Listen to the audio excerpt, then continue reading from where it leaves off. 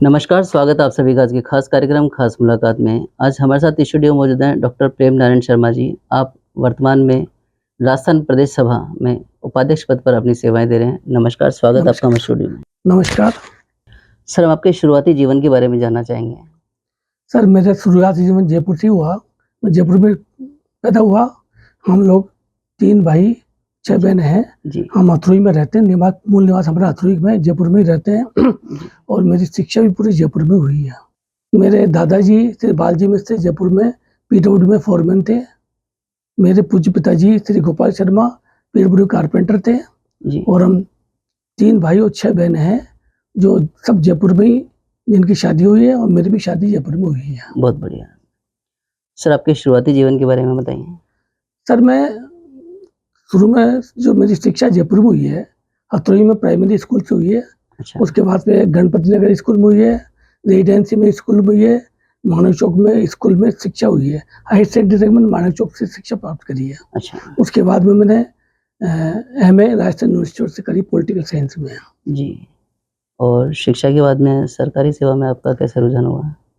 Sir, मैं शुरू में बचपन में मेरे दादाजी थे ने, वो बाहर घूमने जाते थे, तो हमारे पास एक क्लिनिक थी पास में ही, तो मेरे दादाजी मेरे को ले जाते साथ में। डॉक्टर साहब का नाम था उनका, अग्रवाल साहब का, तो वो मेरे को वहाँ पे क्लिनिक पे ले जाते थे कि तू यहीं रह और काम सीख। यहाँ पे 10-12 साल की उम्र से मेरे को वहाँ छोड़ दिया। यहाँ पे तो सुबह शाम मेरे को क्लिनिक में ही आप करना है और यही काम सीखना है। जी, मेरी ये समझो 25 साल वहाँ क्लिनिक पे ही रही है अच्छा, और मैं सब बचपन से मेरे मेडिकल के काम करा है। वहाँ पे बड़े-बड़े लोग वहाँ आते थे, पीडब्ल्यूडी के अधिकारी भी आते थे और भी आते थे, तो मैं वहाँ मन से काम लगाता रहा, करता रहा। जी, उसके बाद मैंने फार्मेसी का कोर्स करा। फार्मेसी का कोर्स करने के बाद मेरे सहकारी उपभोक्ता भंडार में मेरे फार्मेसी के पद पे नियुक्ति हो गई। जी, इस बीच में मेरे को इलाहाबाद प्रयाग से मैंने आयुर्वेद रत्न की डिग्री का प्राप्त करी। अच्छा, आयुर्वेद रत्न प्राप्त करा मैंने, उसमें मैंने प्रैक्टिस भी शुरू करी थी जी, और सन 70-72 में 75 के आसपास मैंने मेडिकल हेल्थ डिपार्टमेंट से रजिस्टर्ड मेडिकल प्रैक्टिशनर हूँ। मैंने अच्छा, प्रैक्टिस भी करी है और मेरी क्लिनिक सोडाल में थी, जो करीब 10 साल मैंने प्रैक्टिस करी। बहुत बढ़िया। तो क्या अनुभव रहा आपको चिकित्सा सेवाओं का? सरकारी सेवा का तो बहुत अच्छा अनुभव रहा है, बढ़िया काम कर रहा मैंने। मेरी अलग-अलग डिस्पेंसरी में मेरी पोस्टिंग हुआ करती थी। जी, एसएमएस में पोस्टिंग रही। जी, करीब-करीब जयपुर में 8-10 डिस्पेंसरी मेरी वो थी। वहाँ हमारे सहकारी उपभोक्ता भंडार की दवाइयों की दुकान थी, वहाँ मैं एज़ ए इंचार्ज काम करता था। जी, मेरे अंडर में 1 या 2 असिस्टेंट रहा करते थे जी, और उनका संचालन बहुत अच्छा करता था मैंने। बहुत बढ़िया। सर, चिकित्सा सेवा में कुछ अपनी उपलब्धियाँ उसके बारे में आप बताएँ? चिकित्सा सेवा में ये है कि मैं 93 से 85 से लेकर 93 तक मैंने प्रैक्टिस सोडाला में करी। अच्छा, यहाँ पे समाज बंधुओं से काफ़ी मिलन हुआ। जी, मैं लोगों से कम फीस लेता था, समाज वालों से बिल्कुल फीस नहीं लेता था। जी, उनकी कोई छोटी-मोटी सेवा होती वो भी मैं कर देता, घर भी देख जाता, उनकी वो मैं फीस नहीं लेता था। जी, मोहल्ले में आस-पास में कोई गरीब होता था, उनको भी नहीं ले उनसे फीस नहीं लेता, खाली दवाई के पैसे लेता। जी, जी। उस समय 10, 12, 15 रुपए फीस हुआ करती थी, हुँ, हुँ, 90 के आस-पास में, बिल्कुल, और उसमें ही मैं संतुष्ट था, उसमें बढ़िया काम था। बहुत बढ़िया बात है। सर, समाज सेवा में आपका रुझान कैसे हुआ? समाज सेवा में मेरा रुझान मेरे घरवालों से, पिताजी से, मेरे दादाजी से हुआ। दादाजी भी समाज के बहुत पंच रहते जयपुर में, जी, पंच पटेल में उनका नाम था। जी, समाज की कोई भी समस्या होती है वो सुलझाते थे। जी, उन घर भी जाते थे, उनसे लोगों घर भी मिलने आते थे। जी, तो पंच पटेलों के नाम से मशहूर थे जयपुर में वो। उनको देख के आपका इंटरेस्ट उनको बढ़ा। देख के मेरा भी इंटरेस्ट हो गया समाज में। जी, जी, बहुत बढ़िया, मान-सम्मान मिलता है, बिल्कुल, रुचि होती है, टाइम जी, पास होता है जी, और समाज सेवा के करने का अनुभव होता है। बहुत बढ़िया। सर, समाज में आप किन-किन पदों पर रहे हैं और आपके कार्यकाल में क्या-क्या उपलब्धियाँ रही हैं? थोड़ा-सा संक्षेप में बताएँ? सर, मैं समाज में कई पदों पे रहा हूँ। जी, सबसे पहले मैं 75 में सांगनेर के बादशाह वहाँ सेक्रेटरी रहा हूँ। जी, वहाँ पे सदस्य थे, वहाँ पे हम लोग जाते थे वहाँ पे घाट के मंदिर में, विश्वकर्मी में। जी, वहाँ खेल-कूद प्रतियोगिता होती थी, लोगों से जुड़ते थे, जी, लोगों से मिलते थे और समाज की गतियों के बारे में उनको बताया करते थे। बहुत बढ़िया। उसके बाद उसके बाद में सन 2000 से मैं कर्मचारी समिति मानसरोवर से जुड़ा हूँ। जी, श्री आर.डी. शर्मा जी अध्यक्ष थे उस समय मैं मेंबर बना हूँ जी, और उनके कार्य में मैं सबसे पहले मैं संयुक्त मंत्री पद पर रहा हूँ। उसके अलावा भी अपन काफ़ी जगह और भी हैं, जैसे उसके बाद में मैं प्रदेश सभा में रहा हूँ, जिला सभा हूँ, जिला समिति से घनश्याम जी शर्मा थे, उनके साथ में उपाध्यक्ष के पद पे रहा हूँ काम। मैं घनश्याम जी के बाद में से संजय अग्रवाल जी जो प्रदेश अध्यक्ष है, उनके कार्यकाल में जिला मंत्री रहा हूँ मैं। अच्छा, उनके साथ में मैं 5 साल 3 साल मैंने उनके साथ काम किया। मंत्री पद पर रहते मैंने बहुत महत्वपूर्ण समाज के डाटा इकट्ठे करे। जी, लोगों को जोड़ा, लोगों से बातचीत करता था, फ़ोन से भी करता था, बाहर से बुला के मीटिंग पे सूचना देता था अच्छा। और मीटिंग में आने के लिए उनको प्रोत्साहन करता था, समाज की गतियों के बारे में उनको बताता था। जी। उसके बाद में मैं श्री घनश्याम जी शर्मा जो अभी प्रदेश अध्यक्ष बने हैं, उनके कार्यक्रम में मैं उपाध्यक्ष के पद पे हूँ और वहाँ पे उनसे जुड़ा हूँ। वहाँ भी मैं समाज सेवा में बहुत काम करता हूँ, लोगों से मिलता हूँ, जुलता हूँ, जी। समाज की गतियों के बारे में बताता हूँ जी। और आगे आने वाले प्रोग्राम के संबंधित समझाता हूँ। बहुत बढ़िया। सर जैसा कि मुझे ज्ञात है कि समाज के अलावा भी आपकी काफ़ी जगह दिलचस्पी रही है और सब सेवाओं में आप अग्रणी रहते हैं, उसके बारे में थोड़ा-सा बताएँ?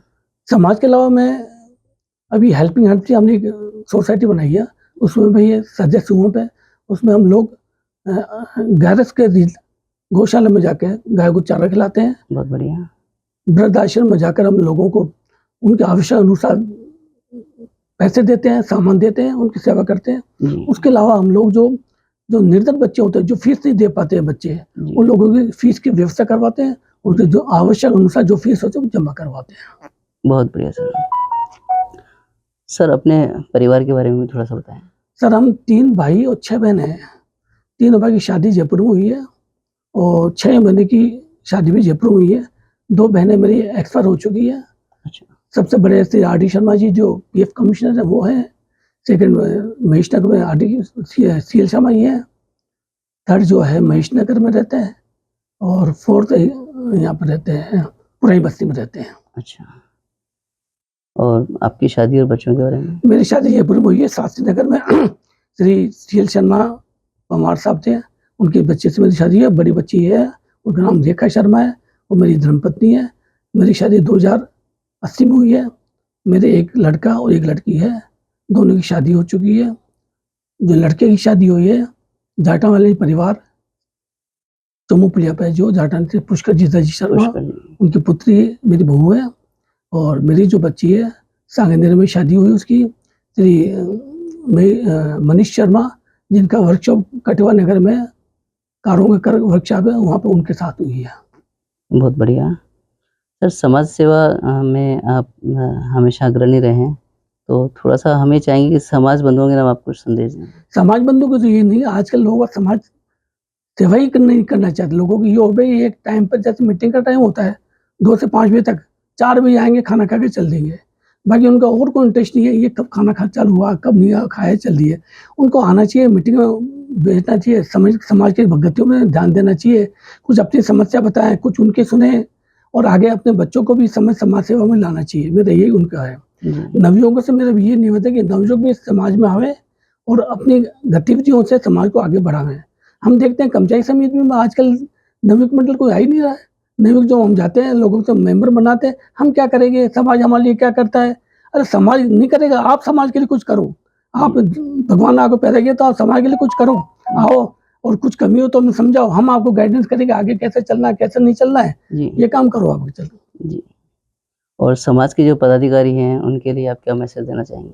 पदाधिकारी आजकल समाज में बहुत गति तो हो गया, कई पार्टियां अपनी बनी है, अपने बचत की लड़ाई कर रहे हैं, अपने ग्रुप बनते जा रहे हैं। ये समाज के लिए एक अच्छी व्यवस्था नहीं है। जी। समाज को इलेक्शन के बाद सब एक मिलजुल के होना चाहिए। मैं देखता हूँ इन दिनों में भी जो समाज की जो है कई पदाधिकारी अलग अलग ग्रुप बना के अलग अलग चल रहे हैं। वो बुलाते तो उसको साथ आ जाते हैं, कोई बुलाता है तो उसको चल जाते हैं। 10 ग्रुप बना के जाते हैं, कहीं भी जाते हैं। जी। बाकी दूसरे ग्रुप से कोई मतलब नहीं है, समाज से कोई मतलब नहीं है। हम जो कर रहे हैं सब बढ़िया है, बाकी समाज इसमें ज़्यादा कम करते हैं, बाकी अपने काम में ज़्यादा ध्यान देते हैं। जो काम होना चाहिए वो काम नहीं हो पा रहा है। जो काम होता है वो नहीं होता, बस लड़ाई दंगे में खींचातानी में समय निकल जाता है। जी, बहुत बढ़िया।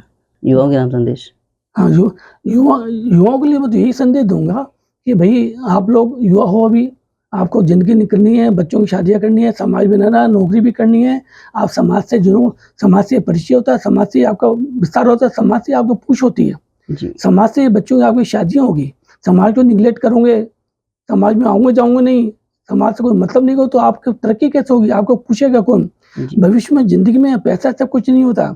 आपको याद रखी जाएगी इसलिए कि आपने समाज के लिए क्या करा, आपका क्या नाम है, आपका समाज में क्या योगदान है, उससे तो नाम जाएगा। पैसा कोई नहीं देखेगा आपको, आपको याद रखेगा यार वो फलाना आदमी कितना बढ़िया था, मरे बाद आपको याद करेंगे। इसलिए मेरा ये संदेश है आप समाज से जुड़ें, सामाजिक गतिविधियाँ अपने बच्चों को लावें, समाज मेंबरशिप बनाएं, कुछ सेवा आप धर्मा सेवा भी करें, समाज को कुछ देवें भी। सर आपके जीवन के कुछ यादगार पल जो हमारे दर्शकों के साथ शेयर करना चाहें? नरेश जी, मेरे जीवन के यादगार पल तो ये है कि हमारी फैमिली बहुत गरीब सी थी। हम 3 भाई और 6 बहनें थी। दादाजी ने मेरे को इस लाइन में डाला, मेडिकल लाइन में। बचपन से मेरे को इसमें रुचि डाली और ले जाके डॉक्टर साहब के पास रख दिया कि इसको काम सिखाओ। जी। इसको अलग हटे, घर परिवार से अलग काम करना है इसको। तो मेरे को चिकित्सा क्षेत्र में डाला उन्होंने और बचपन से मैं 12-13 साल की उम्र से मैं दवाई को काम करने लगा। मेरी दवाओं में अच्छी पकड़ है, पूरी जानकारी है। जी। समय के साथ गतिविधियाँ चेंज होती हैं, दवाइयाँ चेंज होती हैं, वो भी मैं अपडेट करता हूँ।